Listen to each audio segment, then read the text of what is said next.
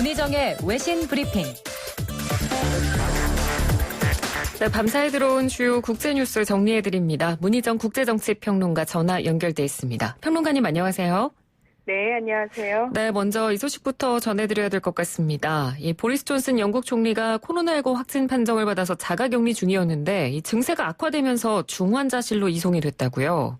네, 그렇습니다. 존슨 총리는 지난달 27일 코로나19 확진 판정을 받고 총리관저에서 자가격리를 하면서 화상으로 업무를 수행 중이었지만 발열과 기침 등 증세가 지속되자 지난 5일 세인트 토머스 병원에 입원했습니다. 총리실은 이때까지만 해도 정상적으로 업무를 보고 있었다고 밝혔지만 결국 상태가 악화돼 6일 저녁 인공호흡기를 사용할 수 있는 집중치료실로 이송됐습니다. 네. 현지 언론들은 총리가 이 의식이 있고 인공호흡기의 도움이 필요할 경우에 대비를 하기 위한 예방조치 일환이라고 설명을 하고 있습니다. 한편 존슨 총리는 입원 당시 도미닉 라브 외무장관에게 코로나19 대책 회의를 부탁했고 라브 장관이 대행직을 맡은 상태입니다.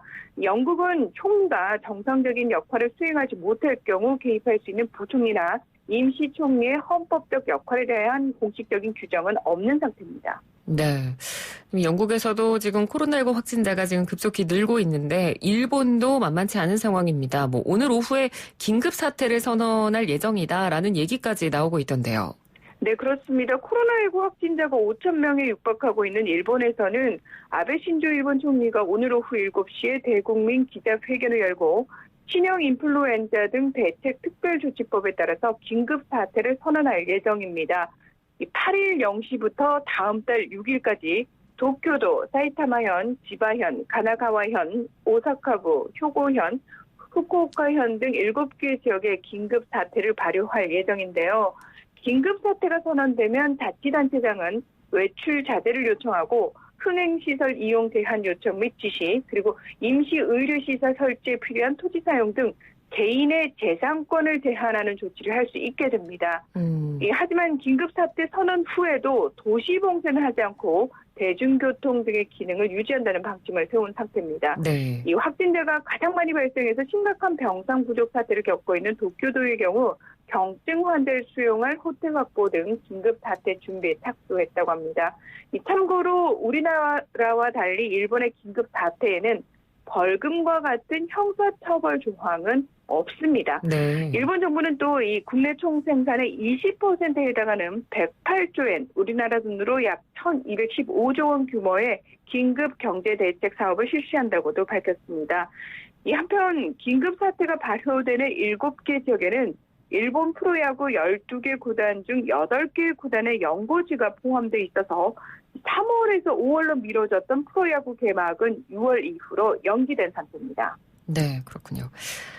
지금 유럽에서는 코로나19 확산세가 약화되는 모습을 보이면서 그동안 유지돼 왔던 봉쇄 조치들을 점점 해제하고 있다는 소식이 들려오던데요. 유럽은 지금 어떤 상황입니까? 네, 이탈리아에서는 감염병 1일 사망자 수가 약 2주 만에 최저치를 기록했고 스페인에서도 사망자 수가 사흘 연속 감소세를 보이고 있는 등 기세가 꺾이고 있다는 신호가 감지되고 있습니다. 네. 지난달 11일 북유럽에서는 가장 먼저 봉쇄 조치를 시행한 덴마크 정부는 이미 지난달 30일 코로나19 확진자와 사망자 수가 안정적으로 계속 유지된다면 부활절이 4월 12일인데 이때 이후로 점진적으로 봉쇄 조치를 해제하기 시작하겠다고 밝힌 상태입니다. 또 페드로 산체스 스페인 총리도 26일까지 국가 비상사태를 연장한다면서도 이 부활절 이후 제조업과 건설업을 포함한 비필수적 업종의 운영 금지는 해제하겠다고 밝혔습니다. 네. 이탈리아 현지 언론에 따르면 이탈리아 정부가 사회적 거리 두기를 유지하되 단계적으로 사업장 영업을 재개하는 등의 5개 조항이 담긴 계획을 검토하고 있는 것으로 알려졌고요.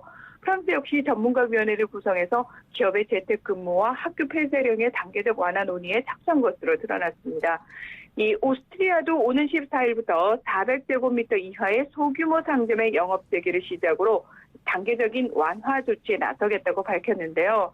하지만 이런 분위기들과 달리 독일에서는 여전히 조심스러운 입장을 견지하는 가운데 이동 제한 조치를 완화할 단계가 아님을 분명히 하고 있습니다. 네, 뭐 백신이나 치료제 개발이 지금 끝나지 않은 상황이기 때문에 좀 신중해져야 될 것 같습니다. 네네.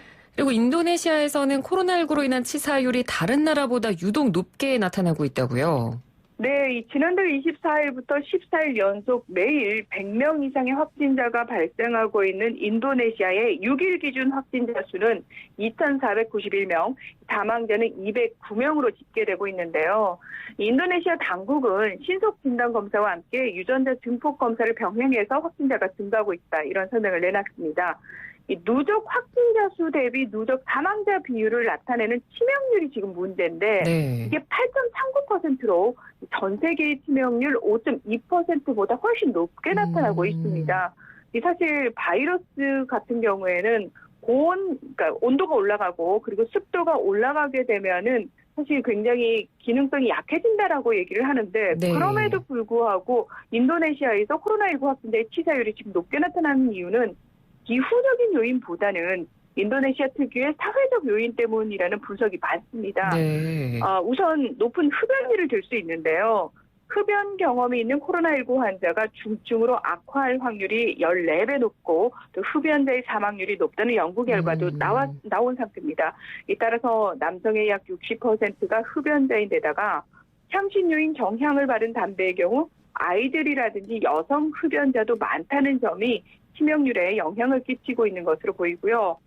또 댕기열이라든지 티푸스 등 독감 풍토병의 기저질 환자가 많은 것, 그리고 열악한 의료 인프라, 또 하루 종일 틀어놓는 에어컨으로 인한 바이러스의 급속한 전파력 등이 이유로 꼽히고 있습니다. 네. 무엇보다 인도네시아 수도권의 대다수가 일용직 노동자여서 사실 도시 봉쇄를 할 수가 없는 상황이거든요. 이 부분도 굉장히 주요 요인이 아닌가, 이런 분석이 나오고 있습니다. 네, 알겠습니다. 자, 이번에는 미국 대선 소식으로 넘어가 보도록 하겠습니다. 대선이 11월에 치러질 예정인데 이 코로나19 확산세가 워낙 지금 가라앉질 않다 보니까 대선 때 우편으로 투표를 해야 된다, 이런 이야기까지 지금 나오고 있다고요. 네, 미국의 지금 코로나19 상황을 보면 지금 대선이 문제가 아닐 정도로 지금 심각한데요. 네. 지금 현재 전체 50개 주 가운데 35개 주가 자택 대피령을 내린 가운데 미국 전체 인구의 87%인 2억 9천만 명이 영향을 받고 있습니다. 민주당의 유력 경선 주자인 조 바이든 전 부통령이 5일 ABC 방송 디스위크에 출연해서 오는 11월 3일로 예정된 대선을 우편 투표 방식 위주로 변경하는 방안을 검토해야 한다고 말한 건데요.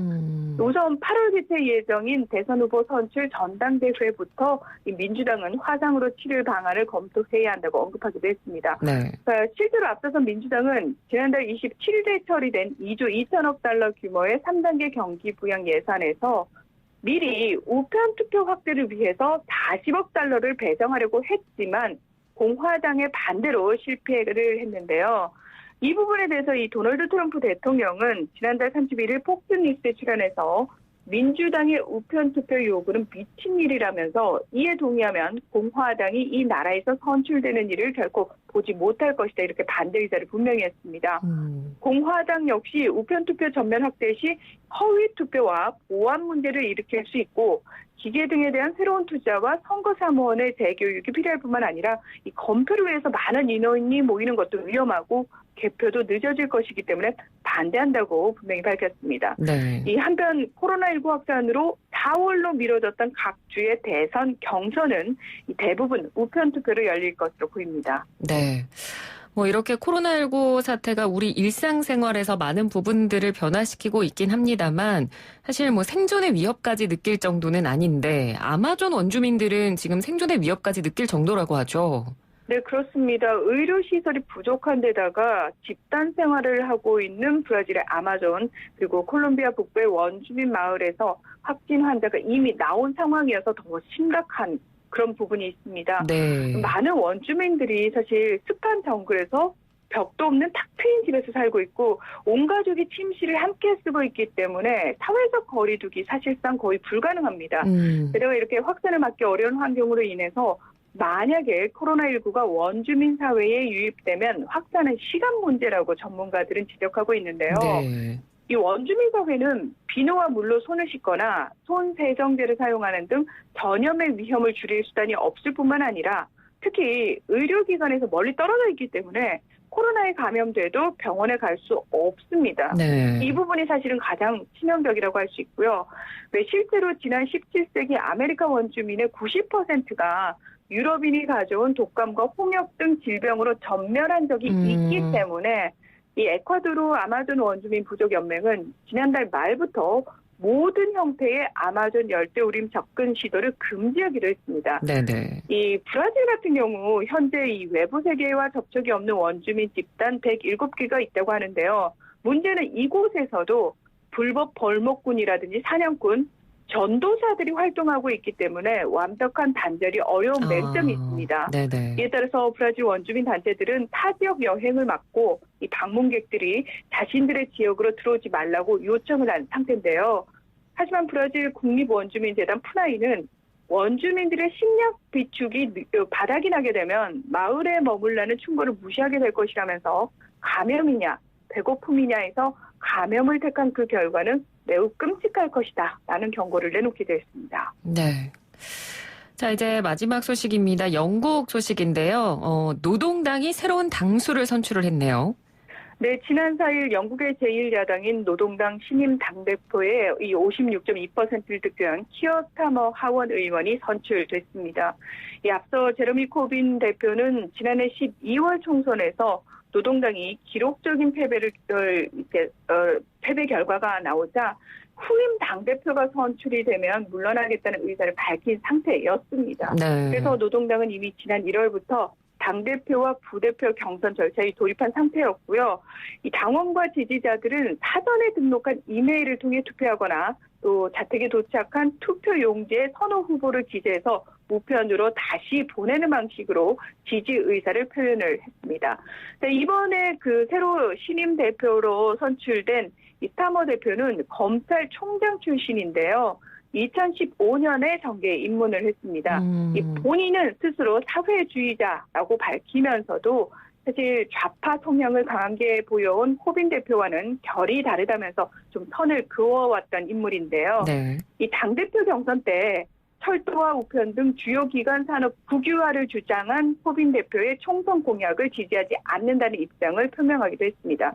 또 지난해 브렉시트를 둘러싼 논란 과정에서 노동당이 브렉시트 제2국민투표 개최와 EU 잔류 캠페인에 나서야 한다고 주장하는 브렉시트 반대파이기도 합니다. 네, 알겠습니다. 오늘 소식 잘 들었습니다. 고맙습니다.